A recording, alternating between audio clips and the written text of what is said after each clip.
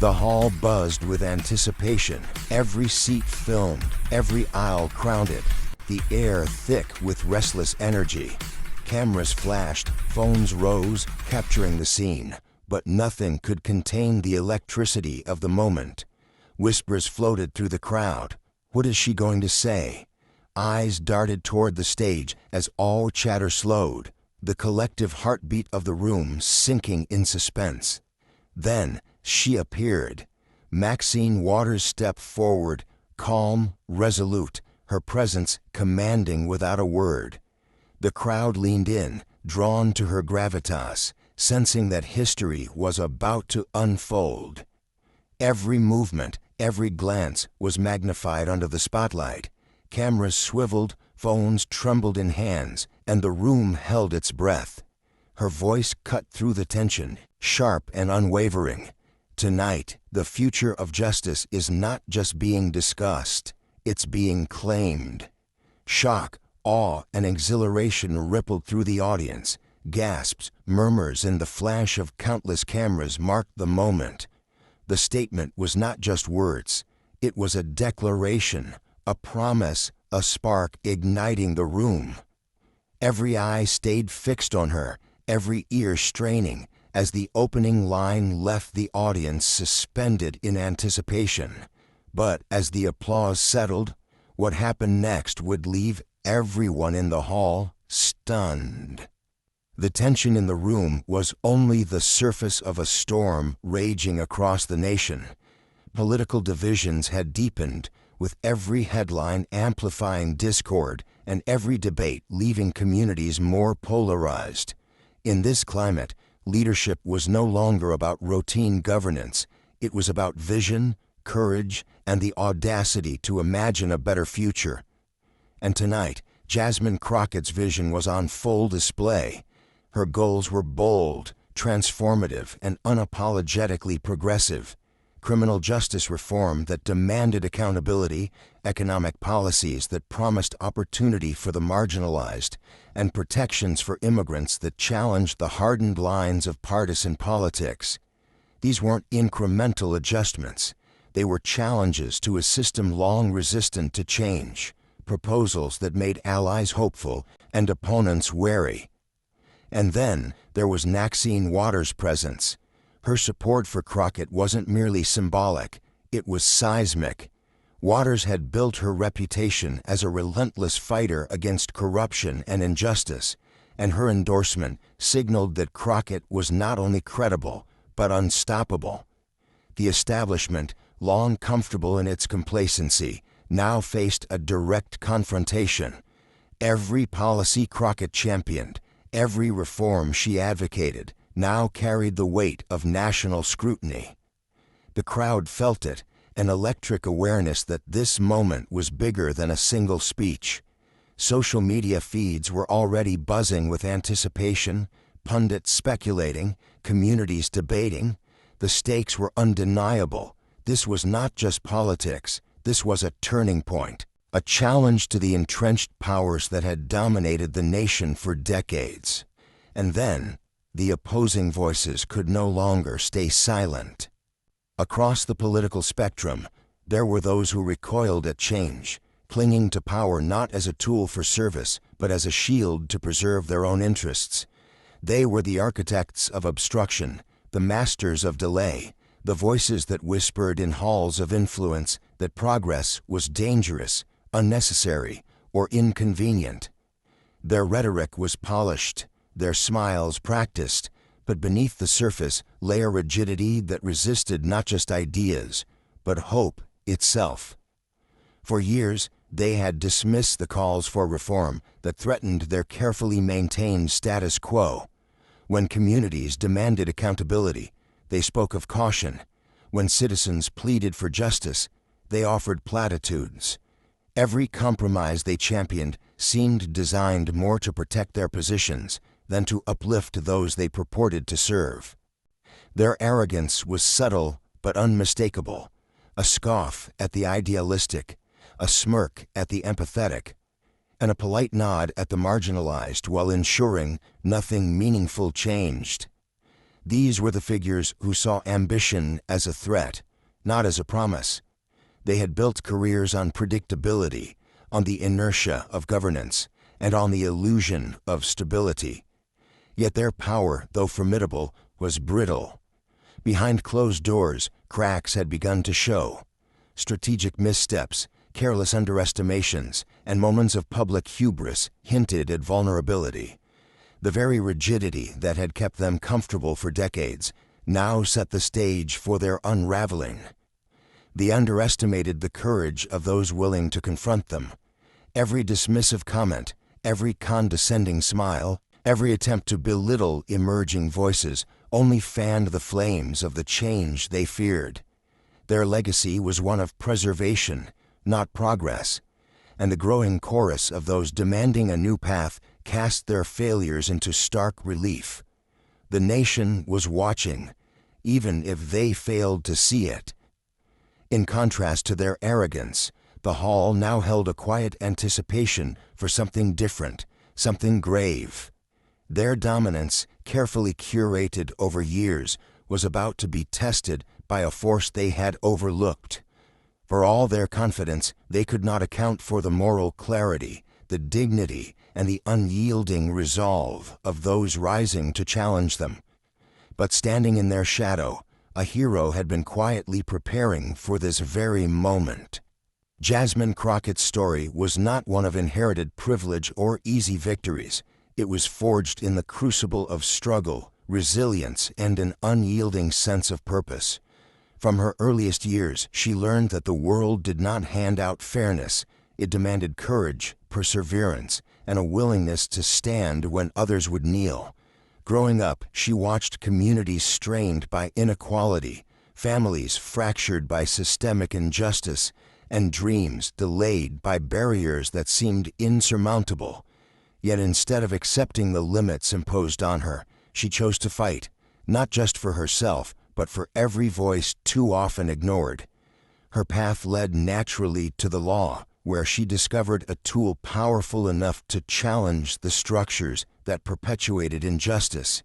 She poured herself into her studies, navigating the rigorous demands of academia, while maintaining a steadfast commitment to her community.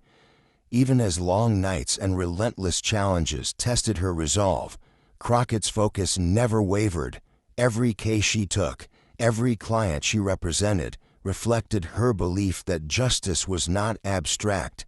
It was lived, breathed, and defended in the lives of ordinary people. But legal victories alone did not satisfy her ambition for change. She became an advocate, a voice in public forums, a champion of causes that often went unnoticed. She confronted policies that marginalized immigrants, defended neighborhoods overlooked by city planners, and spoke truth to power when many others remained silent. Her advocacy was never performative. It was deliberate, guided by a moral compass attuned to fairness, empathy, and dignity. People saw in her a calm assurance that belied the magnitude of the battle she chose to fight. Personal sacrifice became a constant companion. There were moments when she faced criticism, threats, and political pushback. Yet Crockett bore each challenge with a composed strength, never allowing fear or ego to dictate her actions. She understood that true leadership demanded patience, courage, and the vision that extended beyond personal gain. Each setback became a lesson, each confrontation an opportunity to refine her strategy, and each victory, no matter how small, a step toward a larger purpose. Through it all, her humanity remained her greatest strength. She listened, she empathized, she learned. She cultivated respect not through intimidation, but through integrity, earning trust even from those predisposed to doubt her. In the halls of power where grandstanding often overshadowed principle, Crockett's dignity became her armor, her calm demeanor a signal to allies and adversaries alike that she would not be distracted, derailed, or diminished. Now, with the nation watching, the moment she had trained for had finally arrived. The hall's energy shifted, No longer just anticipation, but a palpable tension that gripped every corner of the room. As Jasmine Crockett began outlining her vision, a ripple of dissent cut through the applause. Voices rose from the back, sharp, confrontational, challenging every principle she laid bare. Questions were thrown not as curiosity, but as thinly veiled accusations, each designed to provoke, to shake, to unnerve. Some audience members gasped at the audacity of the interruptions. Others murmured in quiet agreement with her points, leaning forward, eyes wide, hearts pounding. Every pause in her speech became a battleground. Her opponent's smirks, raised eyebrows, and subtle gestures betrayed impatience, arrogance, and a confidence that assumed dominance. Yet Crockett remained steady, her calm unwavering. Each interruption was met not with defensiveness, but with clarity, a measured response that disarmed the aggressors without raising her voice. The exchanges grew sharper. A hand shot up with a pointed challenge. A voice demanded proof, cast doubt, and tried to rattle her composure. The room shifted in unison, caught between tension and admiration. Every counterpoint Crockett made landed like a carefully aimed arrow, exposing the gaps in their rhetoric, the fragility behind the bluster. Small cracks appeared in the once imposing posture of her challengers, a hesitation here, a falter in tone there, subtle signs that control was slipping. Audience reactions became a symphony of suspense. Whispered yeses mingled with audible gasps, nervous coughs, and the shuffling of feet. Each dramatic pause she allowed amplified the pressure on her opponents, highlighting the contrast between their desperation and her poised command of the floor.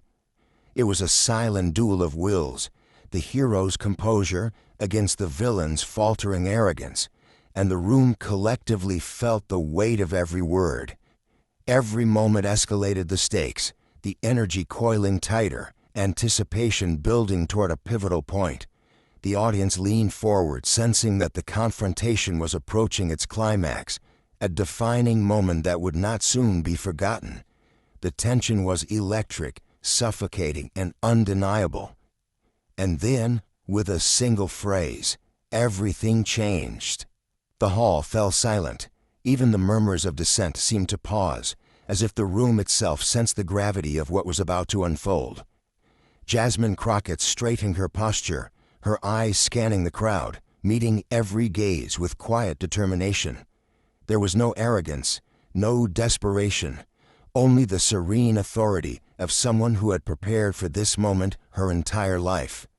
The challengers, previously so confident, now found themselves under a spotlight they had not anticipated. She began slowly, her voice measured, deliberate. Every word carried weight, every phrase crafted to pierce through the noise. "For too long," she said, "we have tolerated a system that rewards the powerful and punishes the vulnerable. Families torn apart by injustice, communities left behind, voices silenced. They are not statistics. They are us. They are our neighbors, our children, our future." The words hung in the air, heavy with truth, and for the first time, even the opposition seemed to hear the consequences of their indifference. Crockett wove evidence into her narrative with surgical precision. She cited studies, shared stories of families affected by unjust policies, and highlighted the tangible impact of reforms she championed. Every statistic was humanized, every argument backed by moral clarity. She did not shout, she did not demand attention. Instead, her calm certainty made the contrast with the faltering opposition stark. Whispers of awe spread through the crowd. Eyes widened. Some attendees covered their mouths, unable to contain the disbelief and admiration coiling in their chests. Phones shook in hands as the audience documented history, knowing they were witnessing a moment that would be shared far beyond the hall. A dramatic pause. Crockett let her next words settle, letting the weight of her message press on every listener. "Leadership," she continued, is not measured by fear or control, but by courage and accountability. We are called to serve, to uplift, and to envision a society that honors dignity for all. Anything less is a betrayal of our shared humanity. The opposition flinched. Small gestures, the tightening of a jaw, a shifting foot, or a barely perceptible hand twitch betrayed the cracks that were widening under pressure. Their arguments, once poised and confident, now appeared hollow, built on assumptions that could no longer withstand scrutiny. The audience began to react. Murmurs grew into applause, hesitant at first, then swelling into a wave that could no longer be contained. Some stood, some leaned forward with rapt attention, and the room's energy shifted from tension to exhilaration. The contrast was undeniable. The hero, composed and dignified, commanding respect and inspiring awe. The opposition, unraveling, their authority slipping away with each pointed revelation. Crockett's counterattack didn't rely solely on facts. She layered her delivery with personal resonance, recounting stories of immigrants seeking safety, students fighting for equal opportunity, families navigating the labyrinth of bureaucracy. Each story landed like a hammer, striking at the heart of the system and exposing the moral void in her challenger's defenses. Social media, imagined in real time, lit up. Hashtags trending, clips going viral, pundits scrambling to analyze a speech that was already being called historic. The digital sphere echoed the hall's reaction, amplifying the triumph into a national moment. Then came the final strike. Her tone dropped just enough to command attention, her eyes piercing through the uncertainty that lingered in the room. We will not be silenced, we will not be deterred, and we will not settle for anything less than justice, dignity, and equality for all. Silence returned, heavy and electric, before the room erupted in applause so thunderous it seemed to shake the walls. Every gasp, every cheer, every hand raised was a testament to the power of truth spoken with integrity. Even her adversaries could not deny the moment. Their confidence, once unshakable, had faltered entirely. Words that were meant to intimidate and challenge now rang hollow, exposed by the precision, empathy, and unwavering resolve of Crockett's argument. The hall had witnessed more than a speech. They had witnessed the dismantling of arrogance by the force of courage and clarity. Within minutes of Jasmine Crockett's speech, the digital world ignited. Phones captured every moment, the calm authority in her gaze, the precision of her words, the crowd erupting in awe. Hashtags began trending. Hashtag Future of Justice, hashtag Crockett Rising, hashtag Leadership with Dignity, each one spreading faster than anyone could anticipate. Clips of her defining phrases circulated endlessly, shared by citizens, journalists, and influencers alike, turning a single speech into a viral moment that felt larger than life. Celebrity endorsements followed almost immediately.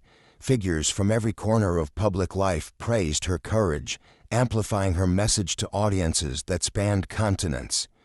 Pundits dissected every nuance, some reluctantly admitting her moral clarity had exposed the weaknesses of her opposition. Even those skeptical of her politics couldn't ignore the undeniable force of her presence, the eloquence with which she dismantled the entrenched narratives of power.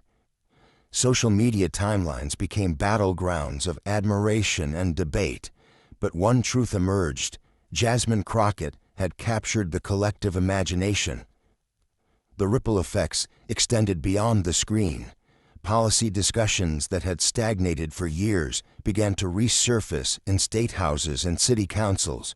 Grassroots organizations reported surges in volunteer sign-ups, while community leaders noted renewed engagement in town halls and advocacy campaigns. Students cited her speech in essays and social projects. Voters, energized by her message, felt emboldened to hold leaders accountable in ways that had seemed distant before.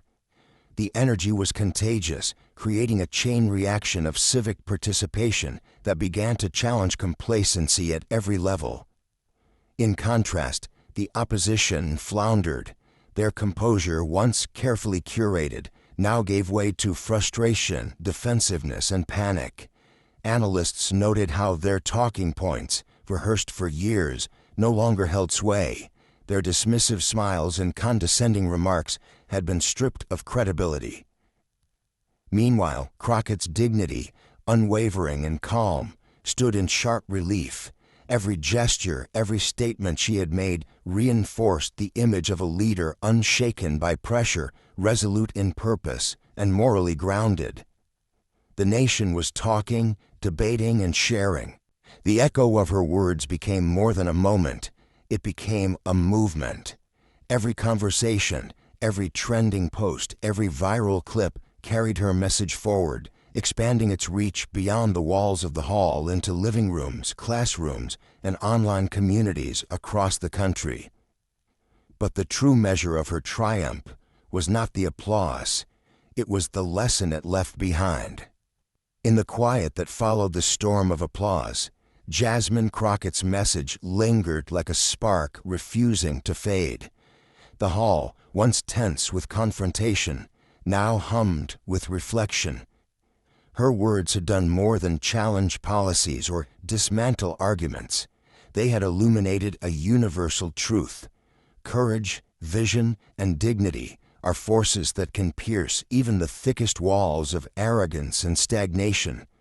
Leadership, she had shown, is not measured by titles or tenure, but by the willingness to stand unwavering in the face of resistance, to speak boldly for what is just, and to uplift those whose voices have long been ignored.